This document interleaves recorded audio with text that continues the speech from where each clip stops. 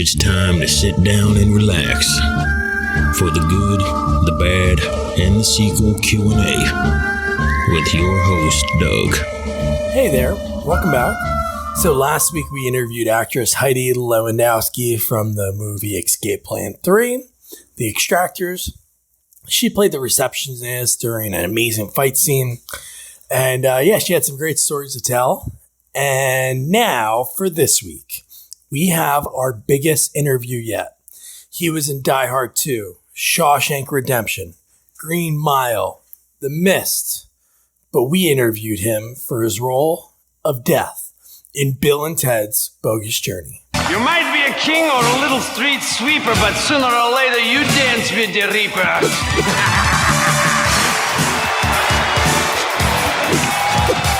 Get down with your bedside. And that man is the great William Sadler. You're going to love him and his behind-the-scenes stories from Die Hard 2, working with Bruce Willis, Hard to Kill, working opposite Steven Seagal, and a lot of Bill and Ted. He loved that role. So, without further ado, let's start the interview. Hi, William. Doug? Hi, how are you? Good. I'm good. How are you? Thank you. Thanks so much for taking the time. I really appreciate it. Oh, you're welcome. You're welcome. I gotta let you know, I love your work. Oh, thank you. Yeah. Thank you. Appreciate that. Yeah, I was out to eat. I know you're from, I don't know if you're still in the area, but you grew up outside Buffalo? Yeah. Whereabouts are you? I'm in New Jersey. Oh, okay. Yeah. On a farm outside of Buffalo. Oh, nice. Yeah, me and my wife actually got married in Niagara Falls on the Canadian side. Oh, fantastic. Yeah, we did just a little me and her wedding, and it was fun. We got married on the boat and then went out to Toronto afterwards. But so yesterday I was out to eat in New Hope, Pennsylvania, and I got that email and I was like, I couldn't even I told my wife, I'm like, oh my God, I can't believe this. So that's so awesome that he took the time. Are you back in the area, or you living out west? No. I live near Millbrook, New York. Just about 70 miles north of New York City. Oh, that's nice. I have a little farmhouse, and I've got a little 19th century house that sits by a waterfalls and a trout stream, and I like it. I can get there in an hour or so, and I don't know. It just feels healthier and more normal than Los Angeles did. So I bet. And that's how you grew up, right? You worked on your parents had a farm. I grew up on a farm. We raised. We didn't have a lot of animals, though. We had rabbits and pigeons and Christmas trees. It wasn't sort of a normal farm. But anyway, are we recording the podcast now? Oh, we are. Yes, we are. Oh, yeah. Well, hello, everyone. Hello. My childhood was like running around the barn with my friend from down the road with our BB guns and diving out of the hayloft and coming up shooting and getting captured by Germans, and then we'd stop and have a bologna sandwich and then run back in the barn. And it was I realized not too long ago that my entire childhood was sort of rehearsing for the career I ended up having. I know, that's pretty wild, especially as a kid. Like, that's just so great. I have a 6-month-old, so she's not in the realm of too much imagination yet and talking, but that's what the innocence of a child. Like, I remember being a kid, like, pretending to, like, watching Ninja Turtles and then going in the backyard and, like, me and my buddies would be, like, fighting these fake ninjas that are coming to the backyard, and you, like, believed it. Like, if my buddy, like, fell on the ground, I'd be like, oh, man, I gotta help him out. It's, like, such a powerful thing. Exactly. It was like, well, that's exactly what it was. It was like, you make up these long improvs, these huge scenarios, and they go on all afternoon until, your mom yells it's time for dinner or something. Yeah. And you have to do that as an actor. I'm sure there's so many roles you go into. There's, I don't know how many people on set staring at you.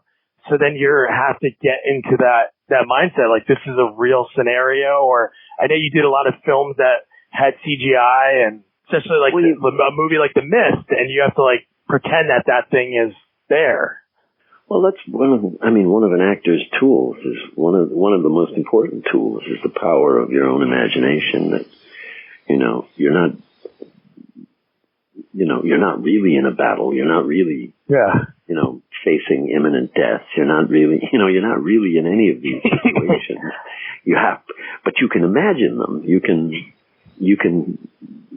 actually stir some of the feelings you would have if you were in them, if you imagine well enough. So.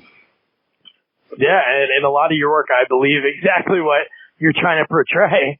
So when was the first time that you, especially growing up on a farm, like that you thought about, you know what, I want to try to be an actor? I didn't know I wanted to be an actor until I got to high school, and I had an English teacher named Dan Larkin who I had been doing stand-up comedy. I'd been playing the banjo and telling jokes as Banjo Bill Sadler, and this high school it was going pretty well, but it was awesome. Really awful, corny jokes, and I'm not a great banjo player, but I was in variety shows, and this English teacher said, "Why don't you try out for the senior play?" And it was Harvey, and I ended up doing that, and I just started to fall in love with it. It was, after that, he said they were doing a play. A community theater, the Amherst Players was doing. The subject was Roses, which was a Pulitzer Prize-winning three-character drama about a young boy who goes away and joins the army and comes back and looks at his two parents, this drunken, abusive father and his mother, and this relationship. And it sounds it is dark. It's but it's the one that launched Martin Sheen. Oh, really? On Broadway. Yeah. It's a great play. Like I said, it won the Pulitzer. It was, so I auditioned for that and I got that. And, that was such an amazing experience. And I just fell in love with the whole idea. I realized, I guess I had a sort of a knack for doing this. But I had a tremendous amount to learn about doing it. There's a difference between being having a talent for something and, being able to do it professionally under, any circumstances again and again and again. There's a lot of craft that I had to learn. And that's why I went away and studied it for 4 years at Geneseo, and then I got a scholarship to study it, to get a master's of fine arts in acting from Cornell University. Oh, wow. And after, and for all of that, college was really fun.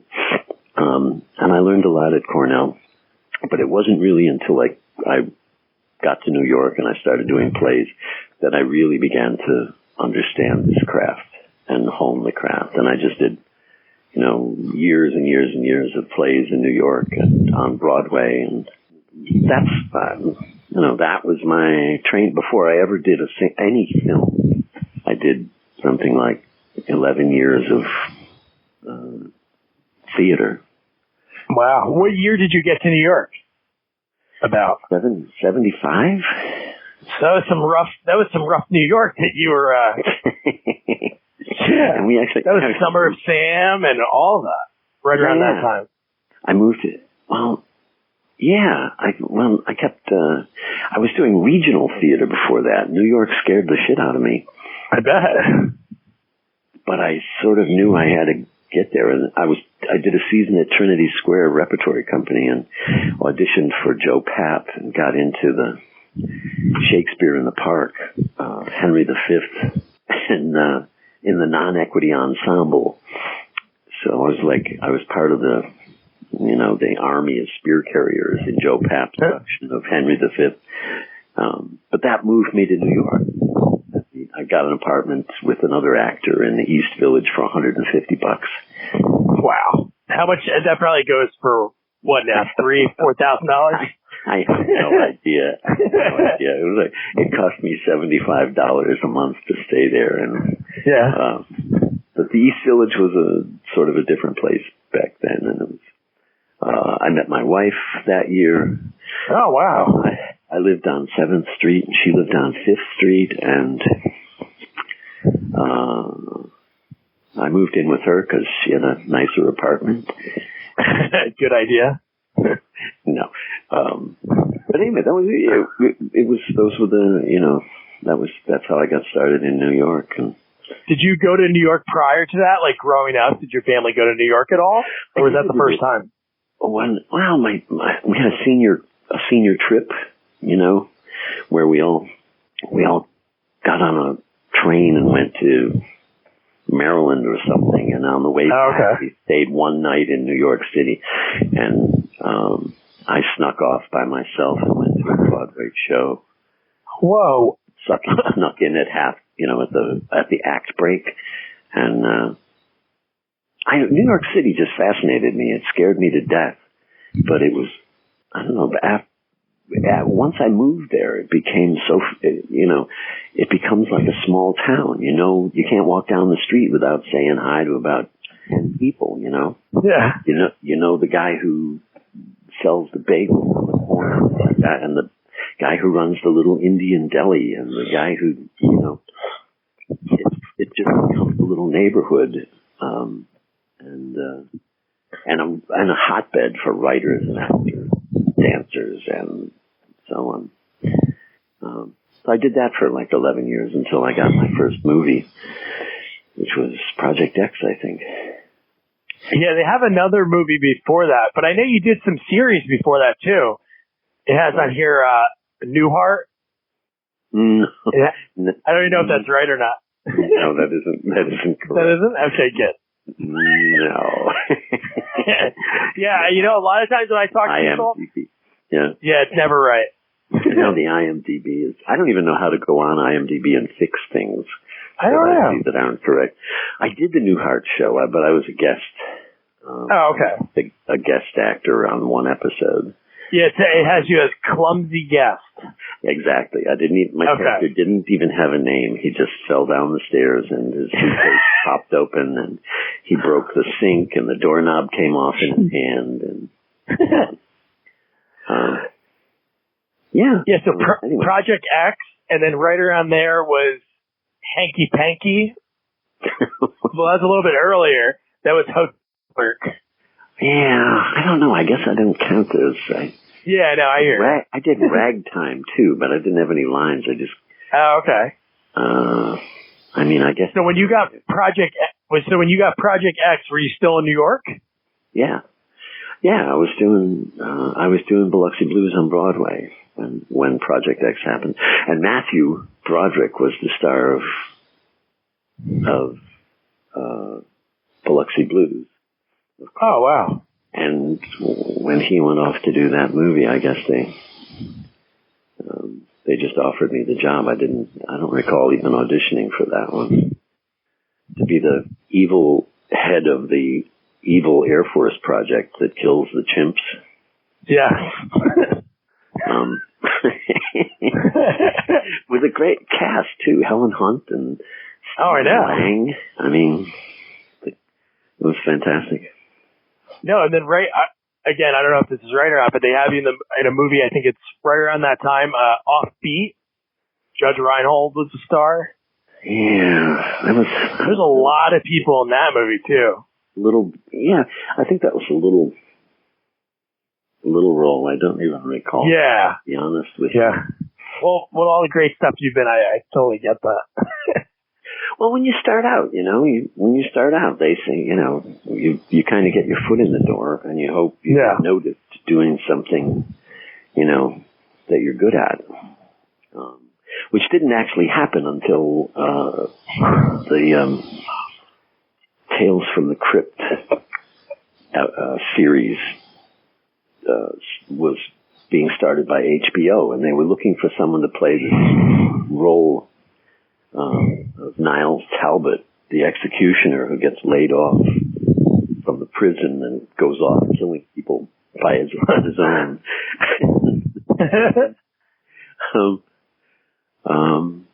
And Karen Ray was casting that. And I mentioned this because I went in to read for a cop at the end of this little half-hour episode who all he has to say is, Mr. Talbot, you're under arrest. You have the right to remain silent. Anything you say, blah, blah, blah. Right? That was it. Yeah. That's the whole role. And I read for her at Silver Pictures over on the Fox lot in L.A. And I said, I finished and I was about to leave and I said, what's up with the role of Niles, of Talbot, the executioner? She said, oh, they want John Malkovich, or they need a name for that. They're looking for, Kurt Russell. They want somebody with a name. So I said, oh. And I left. I got all the way across the parking lot, and Karen Ray stuck her head out the window of the office and said, Bill, come back. She gave me this huge monologue that Talbot says. He talks right into the camera. She says, come back on Monday. I'll put you on tape. But slick your hair and, black out your teeth or something because you're too good looking. You're too cute. So I came back on the following Monday and she put me on tape doing this monologue, this executioner's little chat with the audience about how he likes electricity and, some people say, they want to do it with a lethal injection or stuff like that. That's how you kill a dog or a cat. I'm not a man. Just this good old boy who talking about. Anyway, I got the job. The director of that little thing was Walter Hill. And the 4 producers on it were Joel Silver, Walter Hill, Bob Zemeckis, Dick Donner, which was like those are the biggest guys. It was like holy Toledo. I didn't even know, I had no idea. Yeah. I was from the theater world, but I did a good job, and it launched that series. It was the very first episode. Yeah, it was up for all kinds of awards and what have you. And the next thing that Walter Hill did was Trespass. Well, immediately after that was Die Hard 2, which was Joel Silver's project. Yeah. They just offered me the villain in Die Hard 2 because of the Tales from the Crypt thing. And you were so great in that. Well, thank you. But the point of my story is one of the writers on Tales from the Crypt was Frank Darabont, who then asked me to do the Shawshank Redemption and the Green Mile and the Mist. Whoa. It was like that. And it's funny because I look back at that one little moment when I asked Karen Ray what's up with the lead role in this thing, and she took a chance. She said, sure, come on, I'll let you read for it. If I hadn't done that, I have no idea what sort of career this would have been. Yeah. If you didn't open your mouth in that moment? Because it literally is like from that little tiny job that I think it paid $1,400 or something. Yeah. It took a week to shoot it. But from that job, all of these other projects and people came into my career. Have a lot to thank her for. Yeah, that's amazing. And Karen Ray then, a few years later, was casting Bogus Journey. And she called me in to read for the Grim Reaper in Bogus Journey. I guess because the executioner had done so well. Yeah. And I came in and I read and I did the accent and everything, which I thought was fun. And no, that's great. Like before we started chatting, I didn't know obviously that you did like the stand up with the banjo and the songs.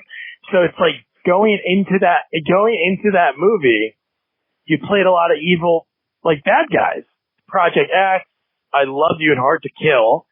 So, like, just a crooked senator, who would have guessed it? But, no, just such a great, and then Stewart was that same year in Die Hard 2. So you had these really, like, bad, like, just bad guy, and you just, like, exude this evil as your characters. Just everything that just comes from it. And then you have Bill and Ted, and it's just it's amazing. That character is so amazing in that movie. Well, thank you.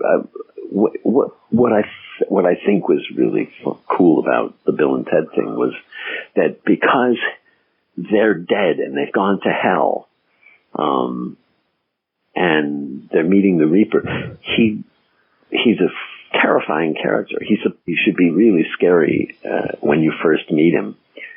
You know, you must challenge me to a combat. Or you will stay in hell forever. He's like, holy crap, now they're really in trouble. They've met death himself, and he's this frightening figure.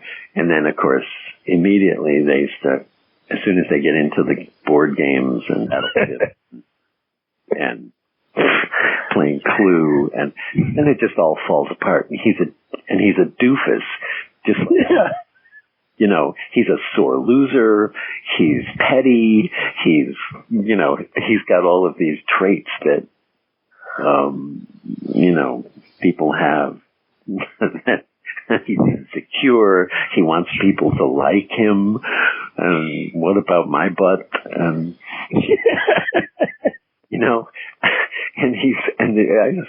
I just thought it was really fun to. I was really to get a chance to be funny again, and not just, go from one evil prick to another. No, that's a trait about that. As a scary dude, and almost immediately just evolves into, this goofy guy.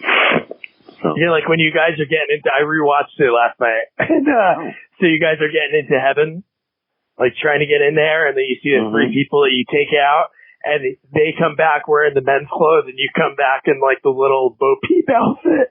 And you have the high pitched voice, and you're right. It's like the character goes from scary and devolves to be like exactly what you just said, like tiptoeing back after God says that they'll help him out. They help me. Sorry, sorry, God. Yeah, exactly. No, it was really fun. It was really fun to create that character, and they gave me a lot of, leeway. I think they were the producers and Pete Hewitt, the director. I'm not sure how sure of themselves they were about my character on the first day. There were a lot of serious faces, and we'd never tried the makeup before. My first day of filming was up at Santa Clarita. And my first day of filming was the game sequence. That was the very first day, the very first shot, very first hours in the makeup and the costume, all the rest of it. That was the first thing I did with Alex. And I think there was a lot of trepidation about, is this going to work? Is the accent going to work? Is the makeup going to work? What accent did you channel? I actually, I worked with an actor named Jan Triskin in New York in a play, and he had this great, he's from Czechoslovakia, and he talked like that. Everything he said was, Czechoslovakian like that, and I just thought it was funny, and so I stole it. Did you ever see him afterwards? No, I never have. Oh, really? I never. He watches that movie and he's I just hope like, he doesn't hear this. Yeah, he'll hear this podcast and see. Yeah. He's watching the movie. He crushes the beer can in his hand. It was supposed to be mine. The shoot went really well, and I liked the first movie. I liked Excellent Adventure, I was already a fan of theirs. Oh, that's great. So, yeah, sequels are hard. You have to, you build on what they've done, but you have to take it somewhere special. It has to become its own thing, I think, for it to work. You know what I mean? No, that's true.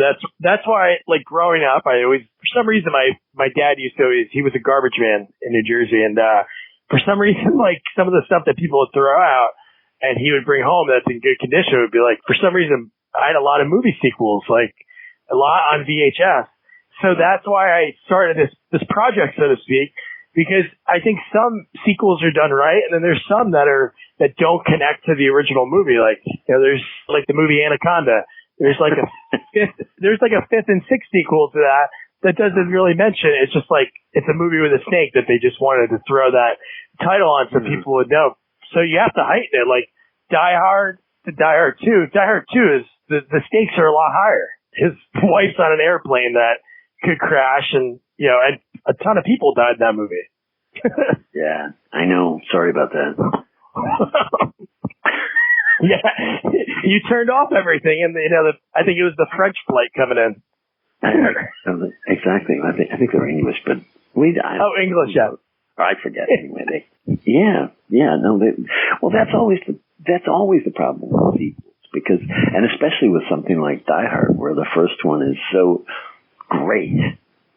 I mean, it's perfect. I heard watching this thing on CNN about the movies, 80s and 90s. Yeah. I'll confess, I was watching it hoping to see something. And did you? Yeah, I did. I forget what I saw. Oh, they mentioned Ragtime, but that hardly counts. Oh, really? No, because it was all movies from the 80s, so... Oh, it was just the 80s, okay. Yeah, they mentioned Die Hard, but they didn't get to Die Hard 2.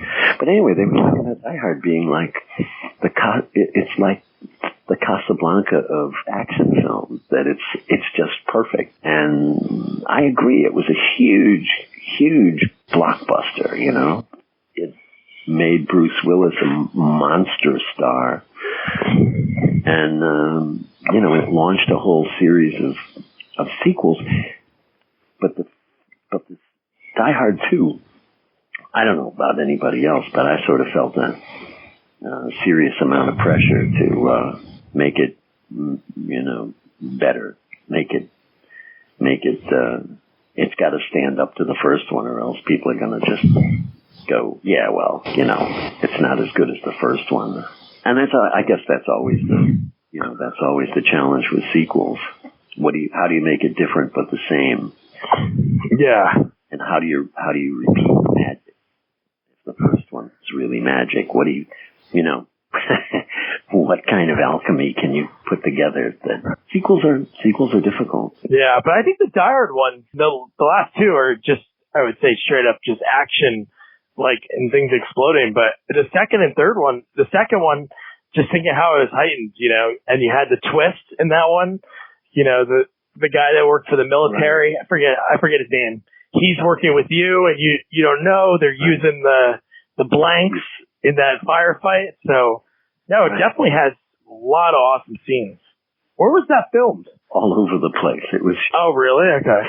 Yeah, we were chasing snow, so we shot in Denver at the Denver airport, and then Breckenridge, Colorado, and then Lake Moses, Colorado, and then back in Los Angeles, then Lake Tahoe and Alpena, Michigan, and Sault Ste. Marie, Michigan, and we kept Joel Silver, who I mentioned earlier, had rented a plane, like a 747 or something, to be the plane that we use in the show. Oh, wow.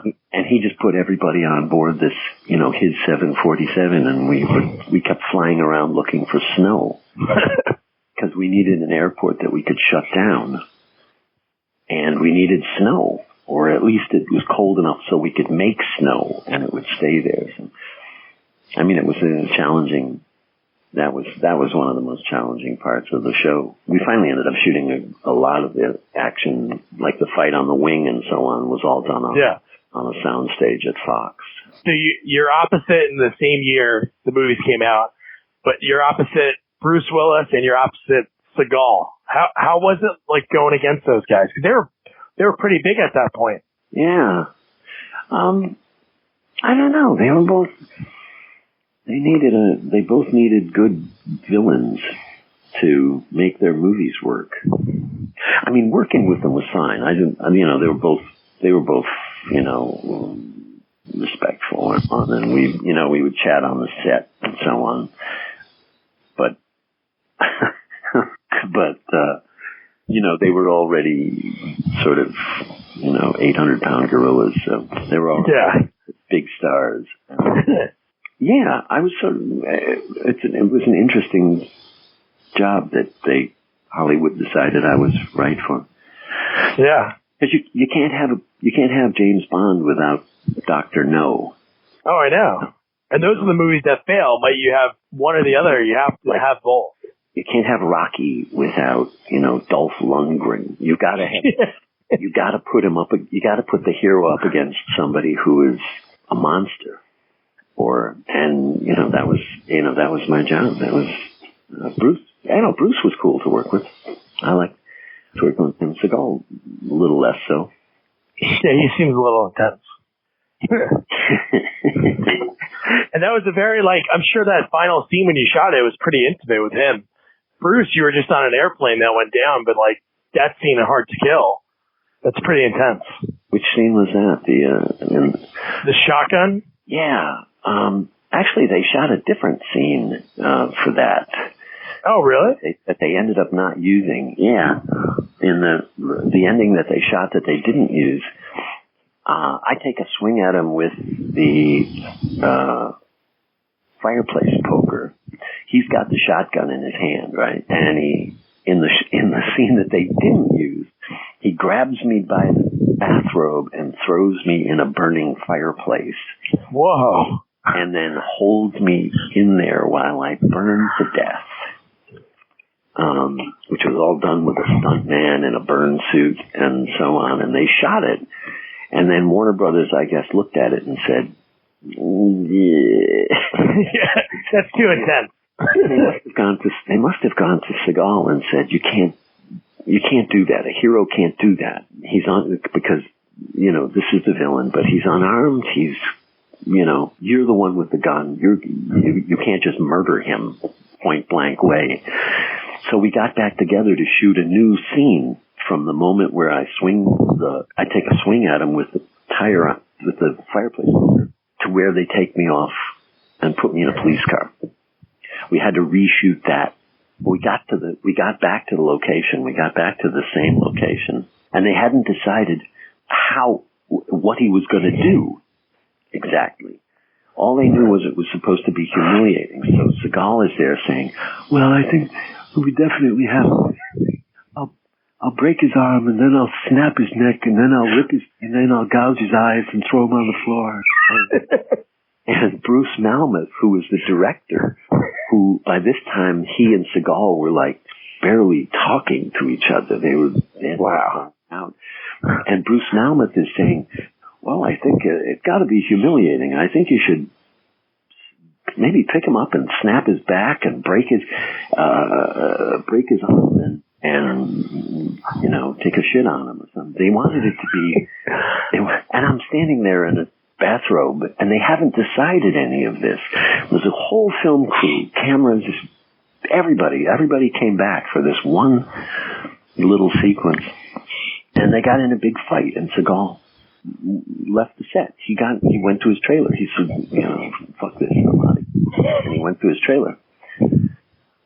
And I started thinking about it, and I thought, well, he's got that shotgun. What if he lowers, we see it under my chin, and then it drops down out of frame, and you can tell from my reaction that he's got it up against my nuts.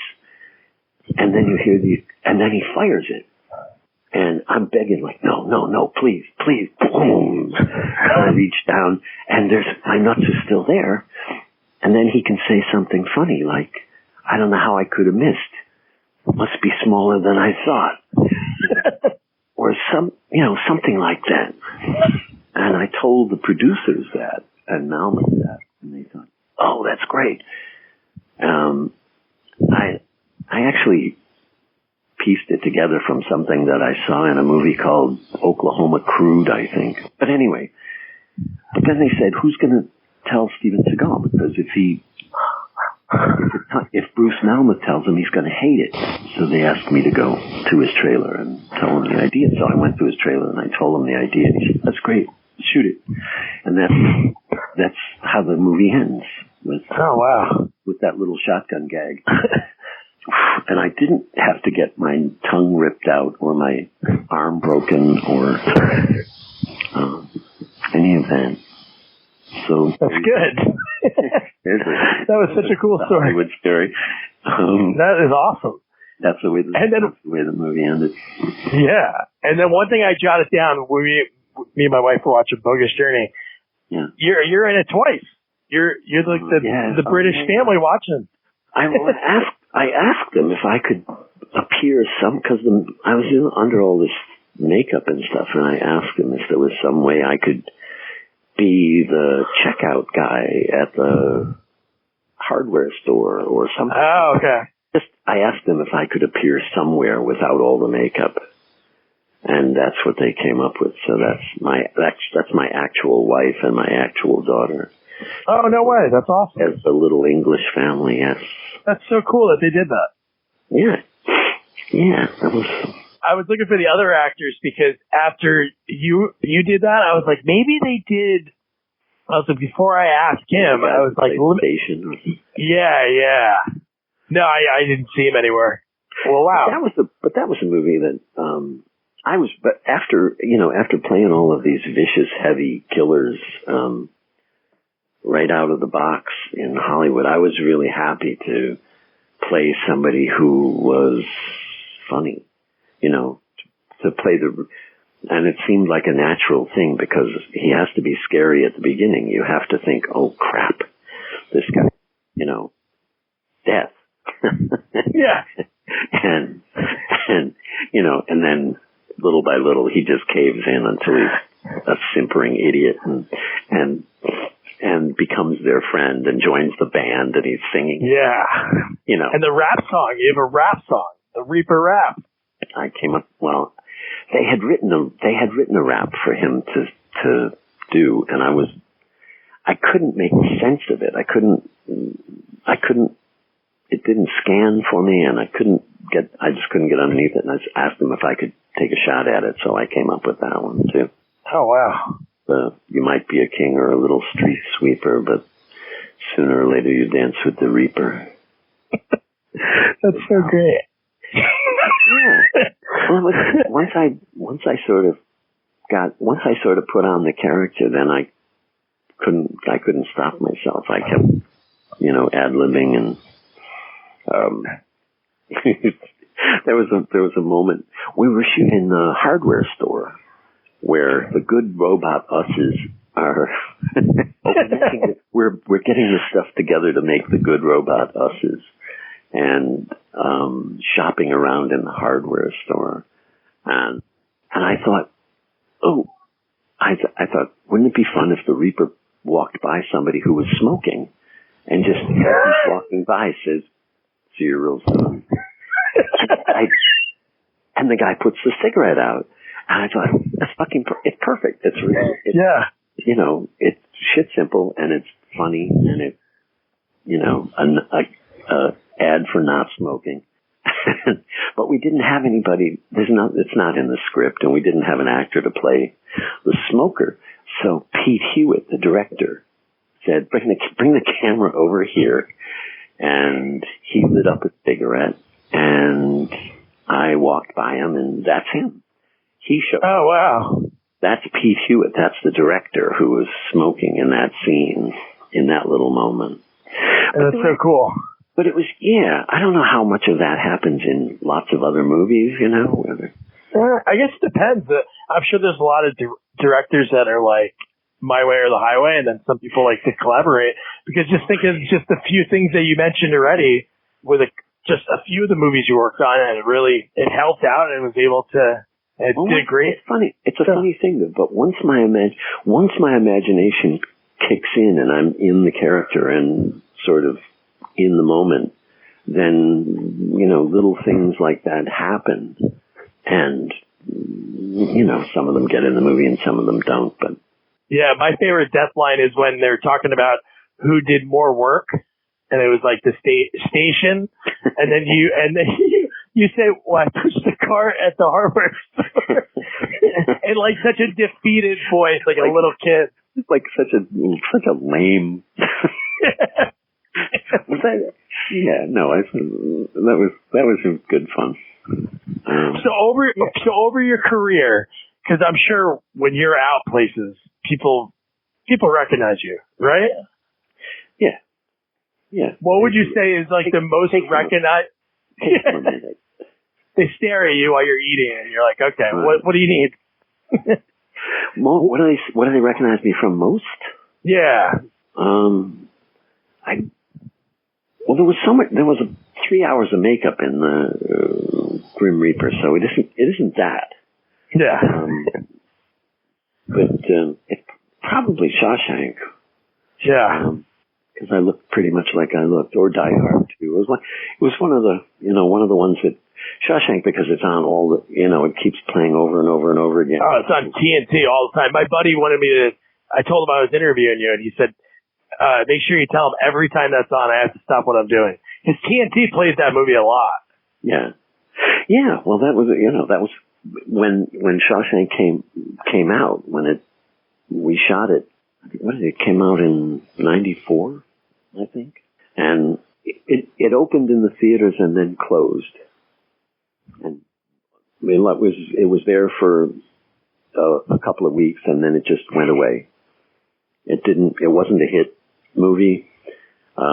People that saw it were raving about it, but it didn't catch on, and it's a strange name. The name doesn't mean anything to people, And they heard it was a prison movie, and it's long. And it was like, for whatever reason, it never did well in the movie theaters. But then when the nominations came out, and it was up for Best Picture, and Morgan Freeman, and on, then they put it back in the theaters for a while. But it was really Ted Turner, putting it on the Turner broadcast. He really made America aware of it, People rented it in video stores, started renting it, and he started showing it, and that's how most people saw it. Oh, wow. Yeah. Yeah, it's odd. I wonder if it just didn't, press because that's odd that a movie that is that looked at as like such a great movie, just people didn't go see. I'm not sure about this number, but I think it made something like $18 million or something domestic. It didn't do great when it first opened. Yeah. But like I said, movie titles are important. And, and Shawshank sounds like an Indian name, and Redemption sounds religious. And then you hear it's a long prison movie. Yeah, that's true. And people are like, okay, well, maybe not that one, And now it's the great irony, of course, is now it's like the number one IMDb. I know. Movie. What's that, out of the top 200 movies or something like that? Yeah, something like that. I know. It's wild. And everybody who was in it is going like, oh, you're kidding me. Holy. Because we didn't know. I mean, we all knew it was a good script and a good story, but it surpassed everybody's expectations, I think. Like while filming it, do you do that while you're filming a movie, or you're like during your scenes, or you're like in your head, like, oh, this is going really good, or do you think this is going to be a really good movie? You try not to judge yourself too much while you're working on the thing. Yeah. You want every film to be spectacular. you're always trying to make it wonderful, and I'm often happy with, the way the scene finally felt when we played it. But then you hand it over to an editor, and they chop it up and they move pieces around, and that great moment that you thought, when you made one tear run down your cheek, and something that felt great on the set ends up not in the picture at all. Or, there's a how things feel on the set. I think when we shot Shawshank, we all knew it was a really good story. It was a really good story and a strong cast. But I'm pretty sure none of us thought this is going to be classic, or 30 years from now it's going to be this beloved movie. People started saying that after it opened. I heard people say it's a classic, and I would say, no, Lee, you got to wait. Yeah, it's not a classic if it's brand new. Tell me, wait 20 years or 30 years, and then tell me if it's a classic. And you were in 3 different, so including that, The Green Mile, The Mist, like Stephen King adapted stories. Yeah. Yeah, thank you, Frank Darabont. Yeah. So for those other movies, did Frank know, like, hey, Bill's great for this role? Or did you audition for those other 2? No, I didn't. Nah. No, actually, I read for a different role in The Green Mile. Oh, really? Yeah, I read for the, he has the mouse. But he was perfect. He was just freaking perfect. But yeah, Frank cast me in that, and then the Mist, he just called. By that time, he just called me up and said, "You want to do it?" That's such a good movie with a very, very twisted ending. Yeah, you think?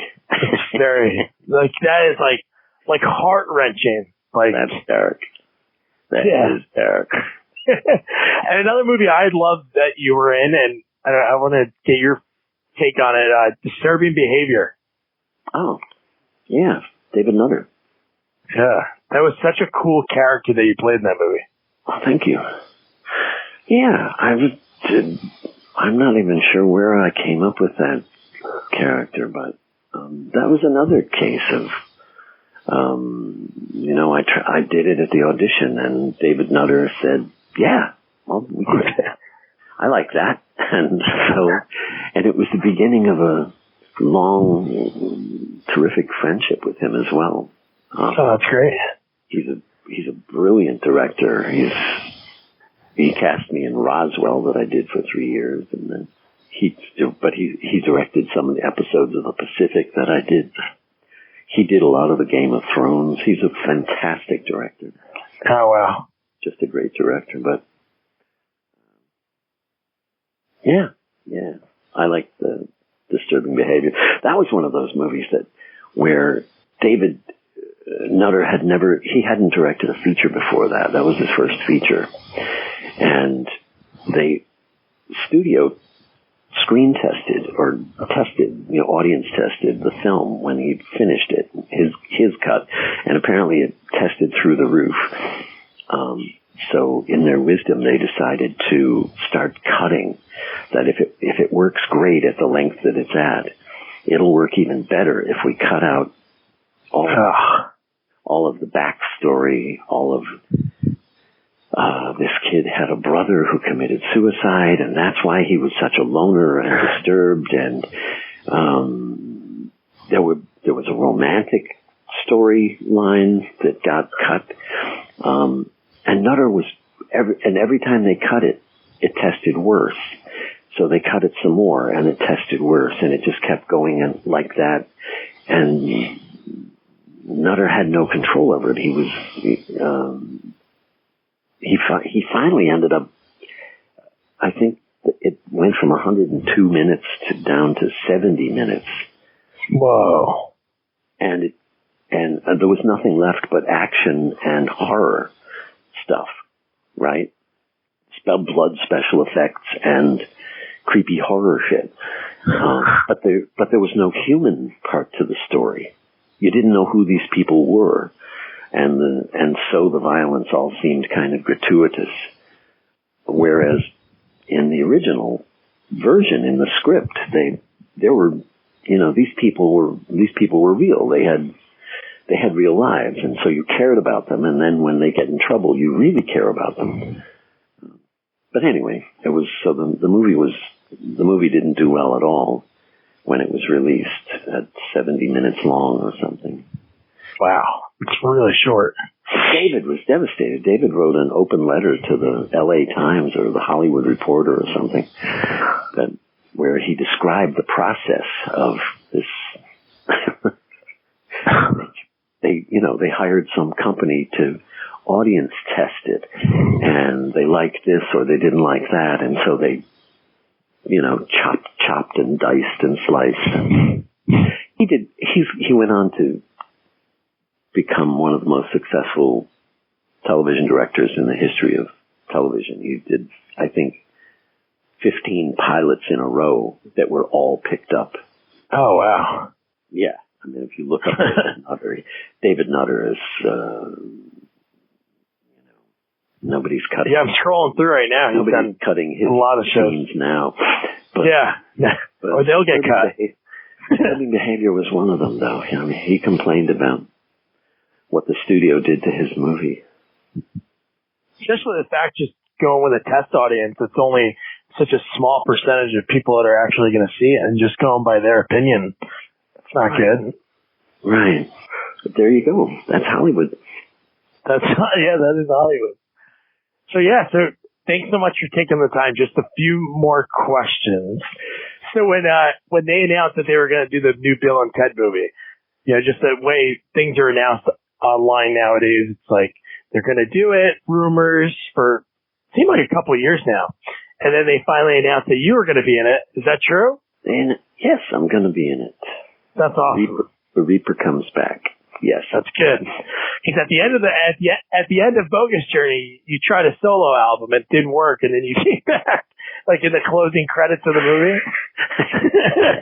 Yes, well, I can tell you. Without spoiling anything, yes, he did go off and have a solo career. Cool. The Reaper. I'm not going to tell you how it went, but I can't wait to see it. I'm so happy that we have a lot of fun with it, though.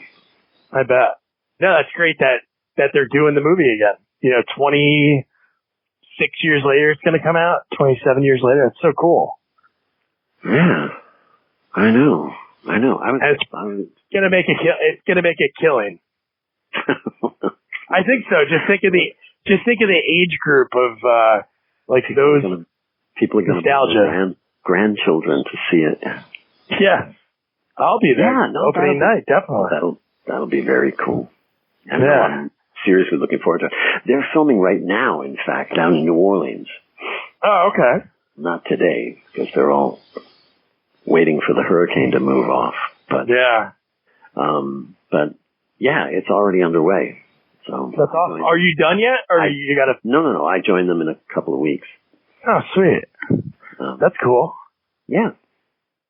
And now one last question, and Bill, thanks so much. This is really, I'm grinning ear to ear because you are awesome. I just love somebody again, like I said before you told me that you did the stand up, just seeing you as a bad guy in successful movies opposite Seagal and Willis, and then you play Death, which is such a great character. It's amazing. So over the years, what's your favorite character that you played, that you got to play on screen? Oh, wow. Oh, that's really a tough one. You can name a few just so you don't have to. No, but I guess some are more fun to play than others. The Reaper was very fun to play. I don't get a chance to be funny very often, so that was great. I don't know. I guess maybe that or Haywood in Shawshank, because I got to be funny in that as well. which I think he's sort of the comic relief in that, Yeah, definitely. Hank Williams song, Alexander Dumbass. I don't know, favorite roles. I guess I enjoyed playing Jim Valenti on Roswell, the teenage sci-fi series years ago. I don't know. Do you like doing TV? I do like doing TV. I was on Power for 2 years and played an Italian. Yeah.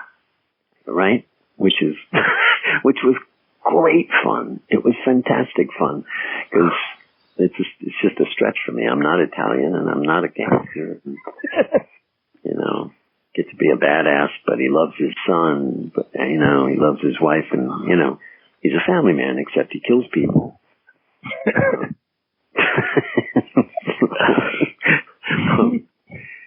Yeah, I don't know. It's hard to pick that's hard to pick a favorite. I'm sure, especially they're like your children, Yeah, especially when you're doing a role. It sounds like just from what you just chatting with you for an hour, you get pretty into the role. So I just did a film called VFW with Stephen Lang and Fred Williamson, The Hammer. Yeah, that's awesome. George Wendt, and it was for Fangoria magazine. They have a film. Oh, cool. They start producing films right now, but Steve Lang was the executive producer on it, and we just did that in Dallas a couple of months ago. And while I was that looks like a pretty cool movie. I've never had more fun shooting anything in my life. I mean, it's a bloody, it's just a blood fest. It's a siege movie, but created this character named Walter who, lives and dies and fights off, evil teenagers on drugs. And that's cool. When's that going to be coming out? That looks like a really cool story. And the cast. I think it comes out, I hear September. I'm not sure, which seems awfully fast. But like I said, there's like when I'm shooting them, I can't remember when I had. Marty Cove. Holy cow, I forgot Martin Cove. I was about to mention that. I was going to say another great bad guy. They got, they gathered up all of these badass sort of actors, David Patrick Kelly. Yeah. And then, so that was really fun to do. Yeah. Had a ball. Do you have to hold back? I know obviously you're a professional actor and you probably don't get starstruck, but George Wendt, any normisms that he threw out on set? No. He's a professional actor too. I know. I mean, I guess what I often find is that we've admired each other's work from afar. Yeah. I'd done. In that case, I had worked with Marty Cove on a show called Hard Times on Planet Earth, and I'd worked with David Patrick Kelly on Broadway. Oh, okay. In a musical about John Lennon, and I worked with Stephen Lang in Project X, and then again in something else, I forget. So it's like a little reunion, some of these movies. So, you often work with people you've crossed paths with before, which makes it fun. But for the most part, we admire, if I'm a fan of their work, I've been watching them forever, Yeah. Steve Lang in Avatar and so on. He just kicks ass. So I know, and those movies are going to be coming out. They're going to start coming out, like 2021, all those Avatar movies. So it's nice when you can be a fan and a friend. Yeah. That's awesome. And I think that's a good way to end it, Bill. Well, there you go. Well, thanks so much for taking the time. I really appreciate it. So there you have it. That was William Sadler, or Bill. I didn't know what to call him, but he was so awesome to talk to. And you could hear throughout the interview, I kind of geek out a little bit because I love his work. There's so many movies that he was in that he was just so great in because, like we mentioned, you need the evil for the good to make sense and vice versa. So he played that perfect role in all the movies he was in. And so now your job is to go rewatch or watch for the first time Bill and Ted's Bogus Journey. Great movie. And then you're going to listen to us discuss it next week. So you just got to subscribe so you don't miss out. Review, rate, and make sure you share this. Tell your friends. It's a great interview with William Sadler, the great William Sadler, and some great behind the scenes stories that they could check out. Good night